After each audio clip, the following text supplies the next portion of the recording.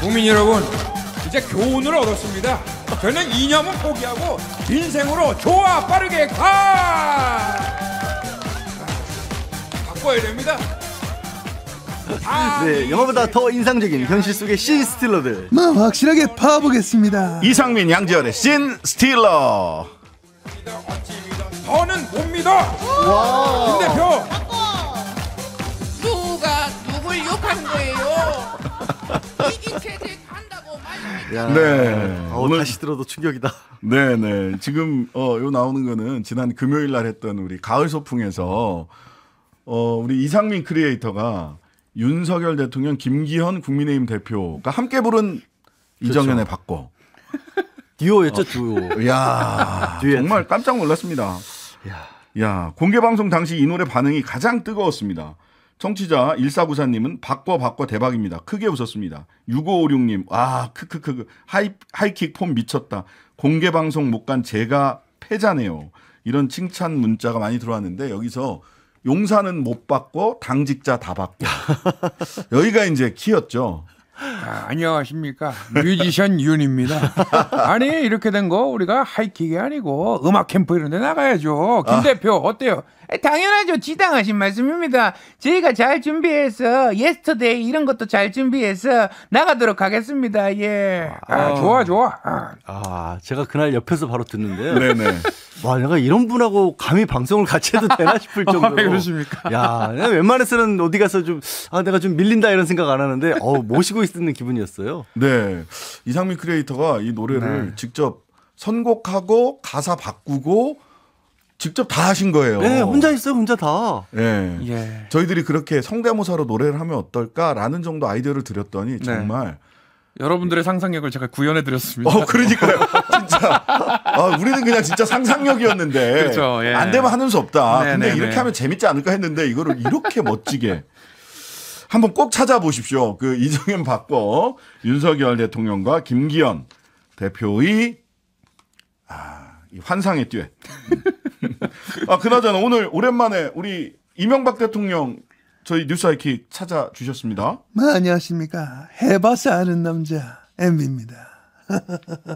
아니, 김 대표랑 윤석열 대통령 노래 잘하던데. 그리고 가을 소풍이 나왜 안 불렀어? 아니, 목에 물이 가실까봐. 그렇지. 샤우팅을 좀 하는데. 예, 이명박 전 대통령 요즘 굉장히 바쁘세요. 며칠 전에 4대강 보를 찾아서 걷기 행사를 하셨더라고요.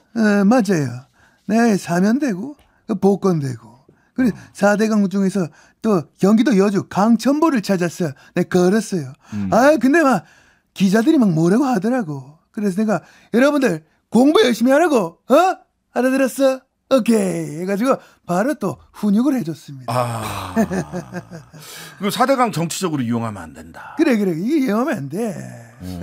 사람들 정치 뉴스만 보고 말이야. 스포츠도 보란 말이야.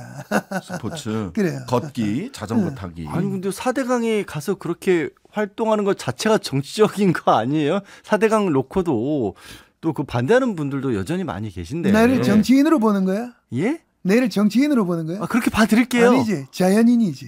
자연이. 강을 거닐고 산을 거닐고 천을 거닐잖아. 그럼 거기서만 그냥 지내세요. 자연인이신 것 같네, 본인 정체성을. 지난번에는 네이처야 네이처. 감옥 갔다 오신 거를 오지 여행 갔다 왔다 이렇게 얘기를 하시니까. 오지 탐험 전문가 이런 거 하시는. 그래. 그래서 이 걷기 좋은 그 4대강 보나 이런 쪽보다 오지를 중심으로 좀 다녀보시는 건 어떨까. 그 말은 아주 오지고 질입니다. 재밌는 것 같아요.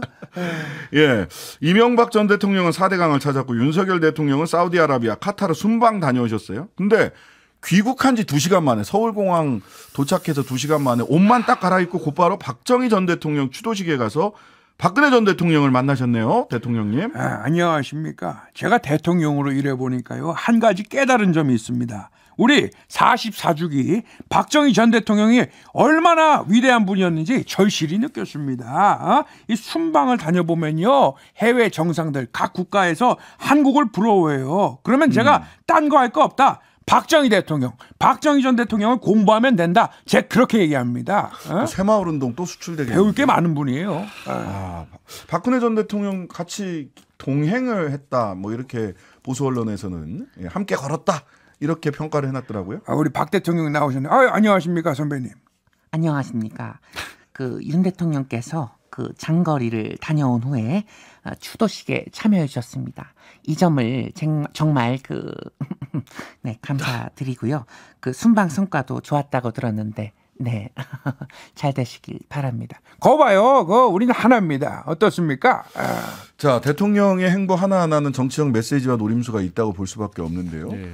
굳이 2시간 만에 귀국 2시간 만에 박근혜 대통령을 만나러 박정희 전 대통령의 박근혜 전 대통령을 만나러 추도식에 간 이유 이게 어떻게 봐야 될까요? 글쎄 일단은 지난 강서구 보궐선거 이후로 뭐 영남 TK 이쪽에서도 흔들리고 있다라는 얘기들이 좀 나왔잖아요. 네. 그러니까 뭐 보수층이라도 결집을 시켜야겠다라는 그런 생각을 했는지 모르겠으나 문제는요.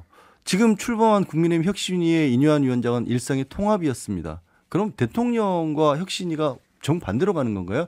그리고 그걸 떠나서 사실 저 추도식이라는 자리가 그동안의 대통령들은 현직 대통령은 아무도 안 갔습니다. 안 갔어요. 아무도 안 갔어요. 심지어 딸인 박근혜 전 대통령마저도 안 갔어요. 네. 이유가 있죠. 예. 박정희라는 인물에 대한 평가가 그렇게 현대사에서 공식적인 자리에서 평가받을 수 있는 사람은 아니었다라는 거예요. 그리고 박정희 전 대통령에서 공적이 있다고 말하는 사람들도 뭐 독재라든가 군사 정권으로서 굉장히 많은 나쁜 일을 했지만 그래도 경제는 인정해 줘야 되지 않느냐라는 식으로 소극적으로 평가를 했었지. 네. 이렇게 전 세계 국가들이 따라야 된다고 저렇게까지 강조하는 경우는 전 본 적이 없어요. 민생 행보라고 대통령실에서는 얘기를 하셨어요. 그러니까 이제 민생 행보라는 게 결국에는 과거에 뭐 70년대 뭐 경제 성장 이런 것들을 가져고 얘기를 하는 건지 모르겠지만 말씀드렸다시피 아주 소극적으로 그런 얘기들을 했던 거지 전면적으로 92개 국가들 만날 때마다 내가 박정희 전 대통령 얘기를 했다 이렇게 말했던 현직 대통령이 있었던가 이게 정말 통합에 도움이 되는 행보이니까 민생에 과연 도움이 될까? 그래서 제가 이제 대학원에서 공부를 할 때 저희 지도 교수님이 좀 다소 보수적인 분이셨는데 한국 정치 전공하셨던 그분이 뭐라고 평가를 하셨냐면 60년대 70년대 경제 성장은 박정희 때문에가 아니라 박정희임에도 불구하고 우리 국민들이 노력을 해서 이뤄낸 것이다. 라는 평가를 하시기도 했습니다. 그분이 뭐 개혁 보수 뭐 이런 쪽은 개혁 뭐 진보 이런 쪽은 아니셨음에도 불구하고 한국 정치를 들여다보신 분이 그런 평가를 하셨는데 여튼 민생을 챙기기 위해서 추모식에 갔다. 근데 국민이 무조건 옳다라고 하셨는데 12구 참사 일주기 유족이랑 만날 생각은 여전히 없으신가 봐요, 대통령님. 아니, 대통령실 관계자들이 입장을 미리부터 밝히지 않았습니까? 제가 한 번 더 말씀드릴게요. 잘 들으세요. 12구 참사 추모식은 참석을 검토를 했습니다. 그렇지만은 순수한 추모 행사가 아닌 정치 집회라는 지적이 나오고 있는 것도 현실이기 때문에 그걸 검토한 겁니다. 내가 뭐 바보입니까? 나 참. 양 변호사님 여당 내부에서도 사실 좀 이 변화의 하나의 기준으로 12구 참사 유족들을 좀 만나라. 그다음에 야당 대표 만나라. 이런 이야기들을 하고 있거든요. 그러니까 이제 그게 뭐 국민의힘에 대해서도 그럼 지금 중도층을 좀 놓치고 있는 게 아니냐, 흔들리고 있는 게 아니냐라는 지적이 여당 내부에서 나오고 그러다 보면 자연스럽게 늘 하는 말이 외연 확장 아니겠습니까? 네네. 그런 쪽으로 가져야 된다는 얘기가 국민의힘 내부에서 말씀하신 것처럼 나오고 있는데 대통령 행보는 정반대인 것 같아요. 그리고 저 정치 집회라는 말씀을 하시기 전에 왜 그러면 야당 측에서 공동 주최를 할 수밖에 없었는가? 네, 그거는요. 이게 정부하고 여당에서 안 도와줬기 때문에 서울광장이 안 열려서 어쩔 수 없이 선택했던 거거든요. 이거를 정부 여당이 사실은 주도를 했었어야죠. 그렇게 해서 이제 우리가 일주일을 같이 아파하겠습니다. 국민의 아픔 끌어안겠습니다라고 나왔으면 이 유족분들이 굳이 민주당으로 가지 않았겠죠. 그리고 나중에 심지어 빠졌잖아요. 그런데도 불구하고 민주당 정치 집회 빠졌죠. 야당, 빠졌죠. 야사당 전부 빠졌습니다. 그리고 정치 집회니까 안 갔다고 했는데 조금 전에 언급했다시피 박정희 전 대통령 추도식은 정치 집회가 아닌가요? 그러면 정치적인 자리가 아닌가요? 그래서 좀 행보를 이해하기가 어려워요. 자, 그리고 하나의 또 상징적인 기준으로 변화했다면 국정기조 그리고 민생 중심으로 간다면 야당을 설득해서 특히 예산 제출하는 시정연설 하기 전에 야당 대표를 만나서 이 예산국회에 대해서 좀 민생예산 중심으로 다시 재정비를 해달라. 이것도 하나의 상징적인 사건으로 요청들이 많이 있었습니다. 근데 만날 생각이 아직은 대통령이 없는 것 같습니다. 이재명 대표, 이거 어떻게 보고 계세요? 예, 윤 대통령께서 국민들이 늘 옳다 이렇게 말씀하셨고 또 실제로 그 현실로 와봐서 현장 속에서 국민의 현수막 보면 민생 속으로 이렇게 적혀 있지 않습니까? 네. 근데 현장 속으로 민생 속으로 얘기만 하고 실제는 말따 행따 정부예요. 말따로 행동 따로 정부가 되는 게 아닌가 이런 생각이 들고 왜냐하면요 정말 이렇게 경제 기조를 바꿔야 된다 저희가 주장하고 있지 않습니까? 네. 근데 아니 뭐가 바뀝니까? 기조가 바뀌었습니까? 저는 그렇게 보지 않고요. 당 지도부가 밝힌 것처럼 대통령이 직접 나서야 될다 이렇게 봅니다. 네. 자, 이재명 대표 당무 복귀하셨는데 예, 목소리가 벌써 달라지지 않았습니까? 좀 건강해진 것 같아요, 목소리가. 예, 예. 당 그 내부 교통 정리 오자마자 뭐 하여튼간에 왈가왈부 하지 말자 이런 얘기도 하셨는데 어떻게 교통 정리는 잘 돼가고 있습니까? 예. 분열은 필패고 단결은 필승이란 각오로 저부터 솔선수범하고 앞장서겠습니다. 작은 차이를 넘어서서 단합하고 단결해서 국민의 승리로 나아가는 길을 더 넓혀가야 된다 이런 생각이 듭니다. 예. 예. 자, 이렇게 단결은 필승이다 이런 얘기를 하셨는데 그 당 운영 어떻게 할 거냐의 하나의 뭐 바로미터, 하나의 척도로 인선 관심 모았어요. 송갑석 최고위원이 지명직 최고위원이 사퇴한 자리에 누구를 임명을 할 거냐. 박정현 전 대덕구청장이 임명됐고 신임 정책위 의장인 이계호 의원이 이름을 올렸습니다. 이거 어떻게 평가를 할 수 있을까요? 일단 외부적으로는 한 분은 뭐 친명계가 분명히 보이고 그렇게 평가들을 하고 있고 이제 이계 의원 같은 경우는 친명까지는 아니다 호남 쪽이지만 그렇게 얘기를 하고 있지 않습니까? 네. 그래서 균형을 맞췄다라는 얘기도 나오지만 그럼에도 이제 박정현 구청장에 대해서는 많이들 반대를 하는 것 같아요. 비명계 쪽에서 전 구청장에 대해서는 네. 반대를 하는 것 같아요. 누구보다도 이재명 대표와 가깝다라는 그런 얘기들을 하면서 지적을 하면서 네. 겉으로는 통합을 얘기하고 있지만 내부로는 뭐 고사작전 들어가는 거 아니냐 이런 식의 또 반발도 나오는데 아직까지는 당시에 이제 그 체포 동의안 처리 과정에서의 어떤 문제 때문에 좀 민주당 지지자들 중에 일부는 계속해서 좀 문자포도 보내고 그러고 있으니까 네. 뭐 그때 이제 지명이 됐던 분들은 조금 더 확실한 어떤 보장 이런 걸 얻고 싶어 하시는 것 같아요. 그래서 당대표가 나서서 이분들 자제시켜 달라라고 얘기를 하시는데 아시겠지만 이제 뭐 당의 어느 당이건 간에 지지하는 것과 또 그렇다고 당대표가 하지 마 그런다고 안 하는 거는 또 다른 문제잖아요. 저는 그분들 말씀 중에 제일 재밌는 건 뭐냐면 당대표 체포동의안 그 관련해서 부결을 요청을 했잖아요. 네. 하지만 가결을 했는데 그것은 민주주의 여러 사람들의 의견의 하나라고 그랬잖아요. 근데 당대표가 왈가왈부 하지 말라고 했는데도 계속 징계를 이야기하는 사람들은 해당 행위다.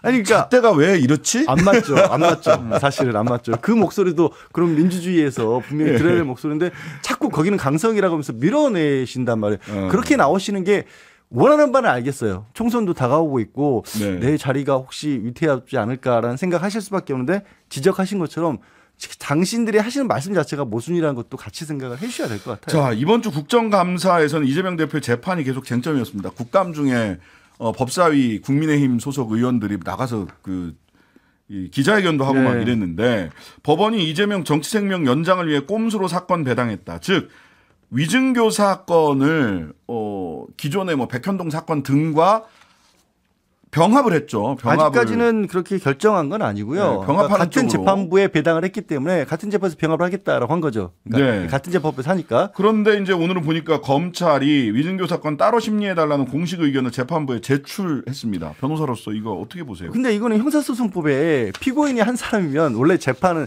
형사소송은 이런 겁니다. 재판의 대상이 민사소송에서는 돈을 달라 말라 할 때 그 돈이 재판의 대상인 거고요. 형사재판에서는 사람을 처벌할 것이냐 말 것이기 때문에 사람이 재판의 대상이거든요. 그래서 네. 그 사람에 대한 재판은 합쳐서 하는 게 원칙이에요. 형사소송법에. 그런데 이제 검찰에서는 이거를 떼라. 이거 지금 증거도 겹치지 않고 따로 재판할 수 있는 거고 만약에 그렇게 할 경우에 같이 불구속 상태에서 기소된 사람이 재판을 지연될 수 있다. 이거밖에는 딱히 논리가 없어요. 근데 실질적으로 이제 정치적 목소리를 내는 분들은 국민의힘에 속에 나오는 얘기는 그거를 빨리 뭐 유죄가 나올 수 있다라면 그거라도 빨리 좀 뭐 죄를 만드는 게 원하는 쪽이 중요하다. 아닌가, 중요한 게 아니야. 이런 강조를 하시는 것 같은데 그건 법원 측하고는 상관없는 얘기거든요. 형법 경합범 규정이나 경합범과 처벌례 규정 뭐 이런 것들을 쭉쭉쭉 보면 말하자면 같은 사람의 여러 범죄가 있을 때 따로따로 재판하다가 피고인이 이중처벌 비슷하게 너무 과중하게 처벌받는 거를 우리 형법과 형사소송법은 막아야 된다라고. 그게 법이에요. 그게 법에 그렇게 네. 돼 있어요. 그래서 병합해서 한 번에 재판을 해야 처벌을 피고인이 과중하게 처벌되는 걸 막을 수 있다. 그러니까 보통 오해하는 게 형법이 그 피고인을 때려잡기 위해서 있는 것만이라고 생각을 하는데 그렇지 않아요. 보호하는 것도 형법의 하나의 이념이기도 하거든요. 자, 근데 이번에 또 국감에서 김승원 민주당 의원이 지적한 내용인데요. 이재명 대표 의혹 수사하는 수원지검의 미제 사건이 현 정부 들어서 3배 이상 늘어났다고 그러는데 이건 좀 왜 일들을 안 하시죠? 수원지검? 일을 안 하는 게 아니라 다른 급한 일이 너무 많은가 봐요. 수원지검에. 뭐 저 새롭게 저 카드 법인카드 사용가지고 전담 수사팀도 꾸리고 하느라고 거기서 또 백현동 사건은 거기서 하고 있잖아요. 그래서 그런 거 아닐까라는 의심을 하는 건데 문제는 이제 수원지검 쪽에도 요즘에 특히 민생과 관련해서 전세 사기 사건 같은 것들이 있거든요. 그러면 이건 빨리 진짜 해결을 해줘야 돼요. 거기서 해결을 해줘도 빨리 풀리는 게 아니거든요. 근데 3배나 늘어났다고 한다면 물론 따져봐야 되겠지만 분명히 문제가 있어 보이긴 해요. 네. 자, 시인 스틸러 오늘은 여기까지 하겠습니다. 오늘 내 얘기는 없어? 갑자기 김종인인데. 기다리셨어요, 어르신? 예. 요새 비대위 혁신위가 유행하니까 또 자리를 찾고 싶으신가 보네. 예. 알겠습니다. 끝났다고 봐요. 예.